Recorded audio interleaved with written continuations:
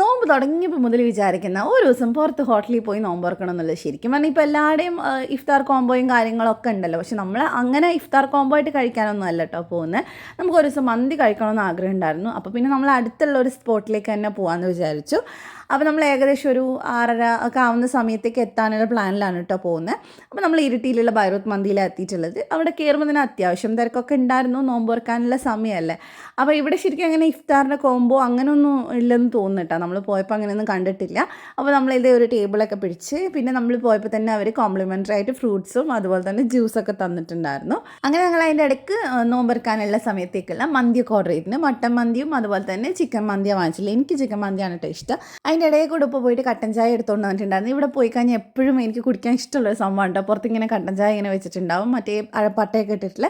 അപ്പോൾ അതിൻ്റെ ഇടയ്ക്ക് അങ്ങനെ നോമ്പൊക്കെ തുറന്നു. നമ്മുടെ മന്തി ഇവിടെ വന്നിട്ടുണ്ട്. എനിക്കിങ്ങനെ ഈ അൽഫാം മന്തി അതിനേക്കാളൊക്കെ ഇഷ്ടം ഇങ്ങനെ നോർമലായിട്ട് ഇതിൽ തന്നെ ഇട്ട് വേവിച്ചിട്ടുള്ള ചിക്കൻ വെച്ചിട്ടുള്ളൊരു മന്തിയാണ് കേട്ടോ.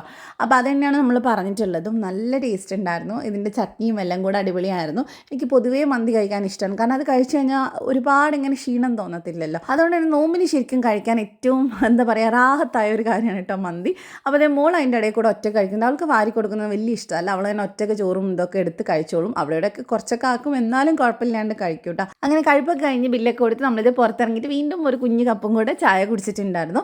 അപ്പോൾ എല്ലാം കൂടെ നല്ല റാഹത്തായ ഒരു നോമ്പുറയായിരുന്നു കേട്ടോ. അപ്പോൾ നിങ്ങളൊക്കെ പുറത്ത് പോകാറുണ്ടോ, എങ്ങനെയാണ് വിശേഷമൊക്കെ ഒന്ന് കമൻറ്റ് ചെയ്യട്ടെ. അപ്പോൾ അടുത്ത വീഡിയോയിൽ കാണാം. ബൈ.